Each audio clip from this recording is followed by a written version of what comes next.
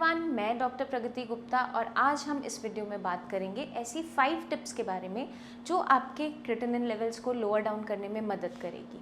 अब जब भी कोई पेशेंट अपना केएफटी करवाता है, किडनी फंक्शन टेस्ट करवाता है, सबसे ज़्यादा घबराया हुआ और कंसर्न किस चीज़ को लेकर रहता है? अपने बढ़ रहे क्रिएटिनिन लेवल को लेकर। जैसे जैसे उसके क्रिएटिनिन लेवल्स बढ़ते जाते हैं, पेशेंट और ज़्यादा घबराता चला जाता है। हमें ये समझना ज़रूरी है कि बॉडी में क्रिएटिनिन कहाँ बनता है, कैसे हम उसे मैनेज कर सकते हैं, तभी हम अपनी किडनी हेल्थ को इम्प्रूव कर सकते हैं। तो सबसे पहले हम बात करेंगे ऐसी टिप के बारे में जो हेल्प करेगी आपके क्रिएटिनिन लेवल को लोअर डाउन करने में। सबसे पहली टिप है avoid protein intake in your diet. जब भी किसी पेशेंट का केएफटी करवाया जाता है और उसका क्रिएटिनिन बढ़ा हुआ आता है, सबसे पहले कट डाउन क्या करवाया जाता है उसकी डाइट के अंदर? प्रोटीन का इनटेक। प्रोटीन के अंदर क्या क्या आता है आप पहले ये जान लीजिए। जितनी भी आपकी पल्सेस हैं, दालें हैं, नॉन वेजिटेरियन आइटम्स है, डेयरी प्रोडक्ट्स हैं, दूध है, दूध से बनी आइटम्स हैं, वो सारी की सारी आपकी प्रोटीन के अंदर आती है। अब प्रोटीन का इंटेक कम करवाने से क्रिएटिनिन लेवल कैसे डाउन हो जाता है ये समझना ज़रूरी हो जाता है। सबसे पहले आपको समझना ये ज़रूरी है कि क्रिएटिनिन है क्या। क्रिएटिनिन एक ऐसा वेस्ट मटेरियल है जो हमारी मांसपेशियां बनाती है, हमारे मसल्स के अंदर बनता है। जब भी आप प्रोटीन का इंटेक ज़्यादा करते हो, क्योंकि प्रोटीन जो है वो आपकी बॉडी में स्ट्रेंथ प्रोवाइड करता है, आपका मसल मास बनाता है, आपकी बॉडी की इम्यूनिटी प्रोवाइड करता है। अब जैसे ही आपने प्रोटीन का इंटेक बढ़ाया तो क्या होगा?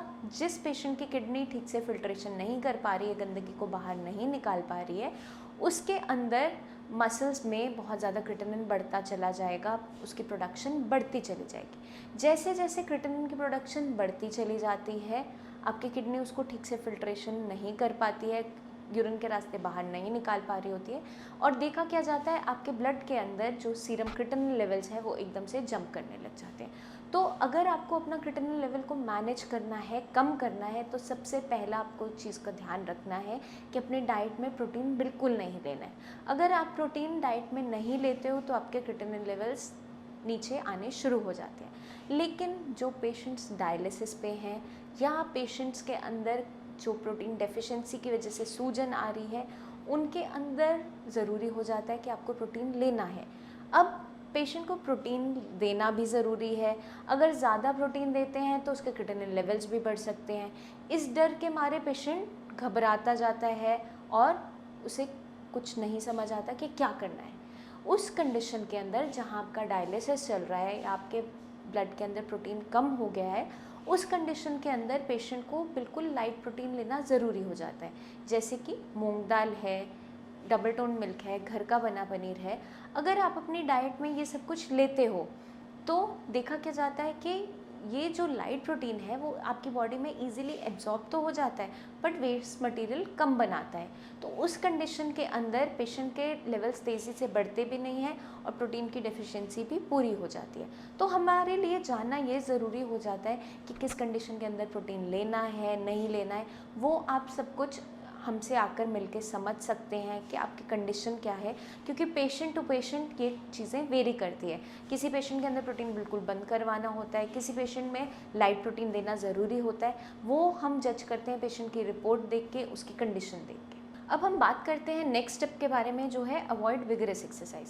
एक किडनी फेलियर के पेशेंट को एक्सरसाइजेस क्यों नहीं करनी है या कोई एक्सरसाइजेस करनी है तो क्या करनी है ये समझना बहुत ज़्यादा ज़रूरी हो जाता है।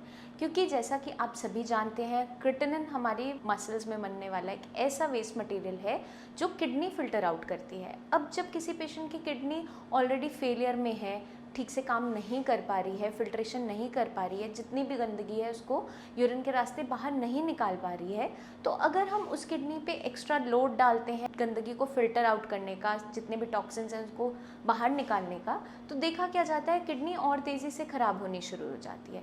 अब जितने भी किडनी फेलियर के पेशेंट्स हैं उनके अंदर किडनी ऑलरेडी वीक है। अगर हम उन पर बहुत ज़्यादा लोड डालते हैं, काम बहुत ज़्यादा डाल देते हैं, तो किडनी जो ख़राब हो रही थी और ज़्यादा ख़राब होती चली जाती है। अब किडनी फेलियर का जो पेशेंट है उसको एक्सरसाइज क्यों नहीं करनी है ये जानना ज़रूरी हो जाता है, क्योंकि अगर आपको रीज़न मालूम होगा तभी तो आप उस चीज़ को इम्प्लीमेंट कर पाओगे। आपको पता होगा कि आपको ये चीज़ क्यों नहीं करनी है, उसके पीछे का रीज़न आप जानोगे तो आप उसे सही तरीके से मैनेज कर पाओगे। अब जितने भी किडनी फेलियर के पेशेंट्स हैं उनके अंदर वेस्ट मटेरियल बॉडी के अंदर बहुत ज़्यादा इकट्ठे होने शुरू हो जाते हैं और किडनी ठीक से फिल्ट्रेशन नहीं कर पा रही है। तो जब भी इन पेशेंट्स के अंदर हम हेवी एक्सरसाइजेज शुरू करते हैं, विगरस एक्सरसाइजेज लाइक रनिंग है, जॉगिंग है, स्विमिंग है, ये सब शुरू करते हैं, तो देखा क्या जाता है आपकी मांसपेशियों में जो वेस्ट मटेरियल बन रहा होता है क्रिएटिनिन, वो बहुत तेज़ी से बढ़ जाता है। क्रिएटिनिन की प्रोडक्शन बहुत तेज़ी से बढ़ गई आपकी बॉडी के अंदर, बट जो फिल्ट्रेशन का रेट था वो डिक्रीज्ड है किडनी का, और जो किडनी है वो ठीक से फिल्ट्रेशन कर नहीं पा रही है। तो आपकी बॉडी के अंदर, आपके ब्लड के अंदर सीरम क्रिएटिनिन लेवल्स बहुत तेज़ी से जंप करने लग जाते हैं। इसलिए हमेशा एडवाइस किया जाता है किडनी फेलियर के पेशेंट को कि आपको कोई भी एक्सर्शन वाला काम, हेवी एक्सरसाइजेज नहीं करनी है। अब पेशेंट्स आते हैं, वो कहते हैं मैम पहले तो हम एक्सरसाइज करते थे, हमें बहुत अच्छा फील होता था, अब सडनली स्टॉप करने से हमें एकदम से बॉडी में वीकनेस महसूस होती है, अच्छा महसूस नहीं होता। तो हम क्या एडवाइस करते हैं अपने पेशेंट को, उनकी रिपोर्ट्स देखने के अकॉर्डिंग कुछ एरोबिक एक्सरसाइजेज ऐसी हैं जो किडनी फेलियर का पेशेंट कर सकता है, जैसे अनुलोम विलोम है, प्राणायाम है, सिंपल स्ट्रेचिंग एक्सरसाइजेस है, वो एक किडनी फेलियर का पेशेंट कर सकता है। लेकिन वो भी आपने बहुत तेज़ी से नहीं करना है, एकदम रिलैक्स होकर करना है। कोई भी एक्सर्शन वाला काम आपको नहीं करना है, क्योंकि जैसे ही आप एक्सर्शन वाला कोई भी काम करते हो आपकी मसल्स फटीग में चली जाती हैं, थकावट बननी शुरू होती है, क्रिएटिनिन की प्रोडक्शन बढ़ा देती हैं और किडनी पे लोड बढ़ता चला जाता है। तो आज आप समझ गए होंगे कि एक किडनी फेलियर के पेशेंट को विगरस हेवी एक्सरसाइजेस क्यों नहीं करनी है। अब हम बात करेंगे थर्ड टिप के बारे में, जो है अवॉइड फीवर। जब भी किसी किडनी फेलियर के पेशेंट को बुखार आता है 99 या 100 या उससे भी ऊपर का, तो देखा क्या जाता है उसके जो क्रिएटिनिन लेवल्स हैं, यूरिया लेवल्स हैं, बहुत तेज़ी से जम कर जाते हैं। मान लीजिए अगर किसी के KFT में जो क्रिएटिनिन लेवल्स थे, यूरिया लेवल्स थे, वो 3 के अराउंड थे या आपका यूरिया 70 के अराउंड था, तो नेक्स्ट रिपोर्ट में क्या देखा जाता है, आपके जो क्रिएटिनिन लेवल्स थे वो बहुत तेज़ी से जंप कर गए और एकदम से 12 हो गए। ये जो ड्रास्टिक जंप जब भी मिलता है हमारी KFT की रिपोर्ट में, तो हम पेशेंट की हिस्ट्री लेते हैं कि ऐसा क्या हुआ, आपने खाने में कुछ गड़बड़ किया था या मेडिसिन टाइमली नहीं दी थी। तो पेशेंट बताता है मैम खाना तो मैं परफेक्टली डाइट के अकॉर्डिंग फॉलो कर रहा हूँ, कोई भी हैवी एक्सरसाइज नहीं कर रहा हूँ। तो हमें रीज़न क्या मिलता है, पेशेंट को 1 या 2 दिन बुखार आया था, उसको ठंड लगी थी, शिवरिंग हुई थी, बुखार आया था, और जब उसने दोबारा अपना टेस्ट करवाया तो उसके अंदर क्रिएटिनिन लेवल बहुत तेज़ी से बढ़ गया। पेशेंट इस रिपोर्ट को देखकर एकदम घबरा जाता है और हमारे पास आता है मैम मुझे डायलिसिस तो नहीं करवाना पड़ेगा। बट इस कंडीशन में आपको घबराना नहीं है, कुछ चीज़ों का खास ध्यान रखना है। एक तो आपने जब भी बुखार आया है उसके 15 दिन बाद अपना टेस्ट रिपीट करवाना है, क्योंकि जब फीवर आया था आपके बॉडी में शिवरिंग हुआ, ठंड लगी और थकावट बनी। मसल्स जब भी थकी उन्होंने क्रिएटिनिन की प्रोडक्शन एकदम से बढ़ा दी, जो किडनी फिल्टर आउट नहीं कर पाई।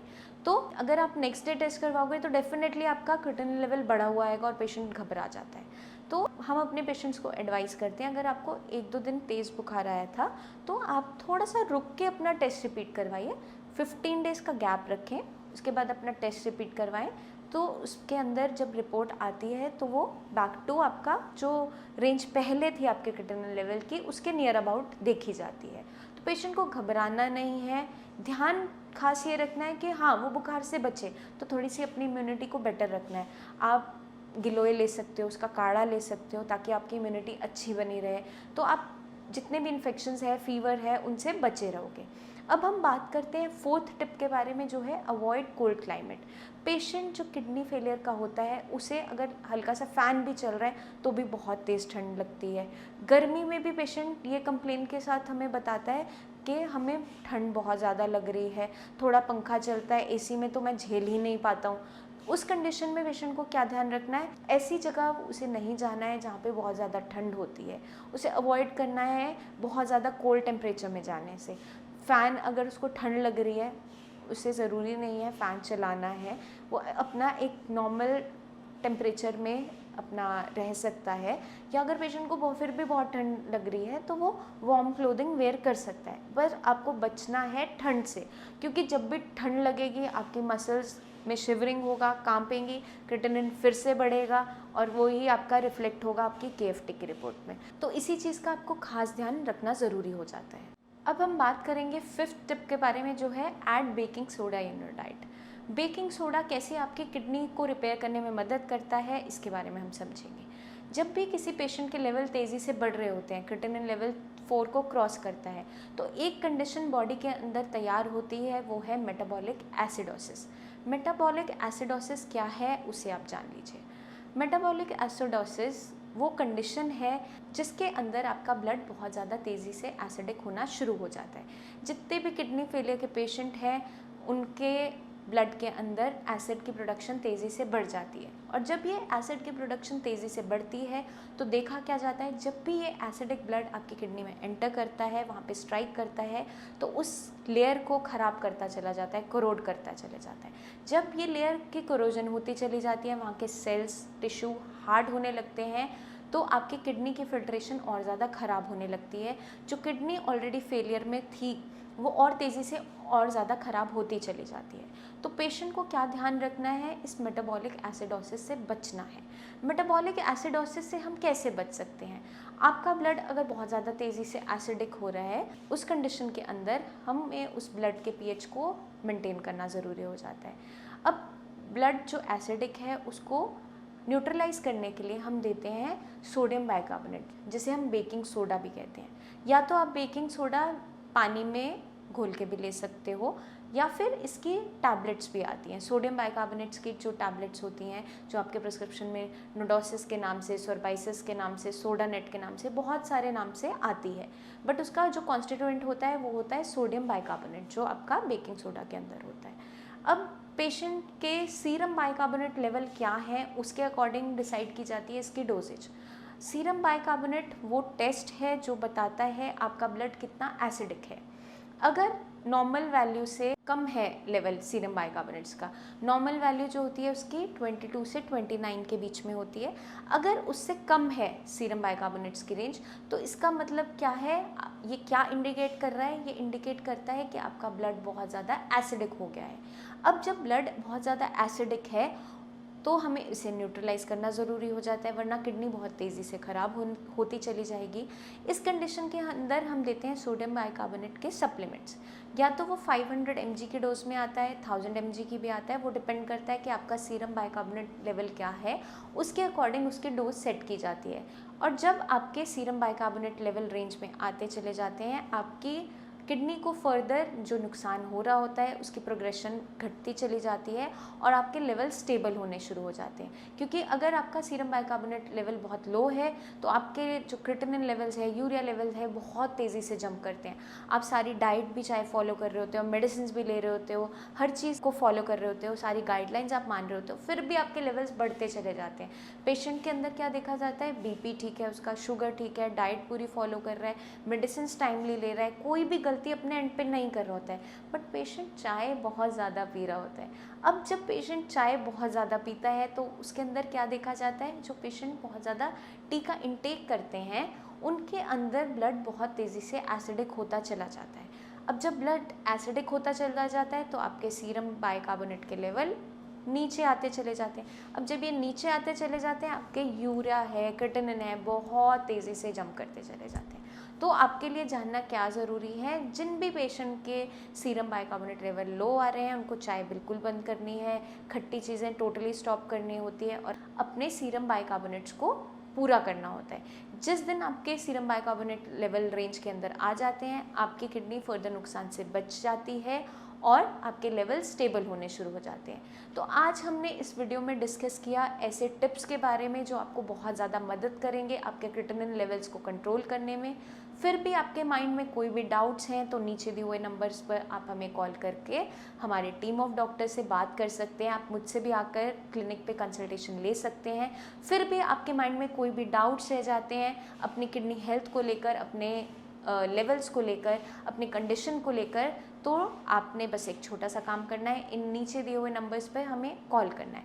हमारी टीम ऑफ डॉक्टर्स आपकी बहुत ज़्यादा हेल्प करेंगे, आपको गाइड करेंगे कैसे आप अपनी किडनी को फर्दर डैमेज से बचा सकते हैं। इसी के साथ मुझे चलने की आज्ञा दीजिए। धन्यवाद। मिलते हैं नेक्स्ट वीडियो में। तब तक के लिए छोटा सा काम जो हमेशा मैं आपको कहती हूँ वो करना बहुत ज़्यादा ज़रूरी है। अपना खास ध्यान रखना है। Stay healthy, stay safe.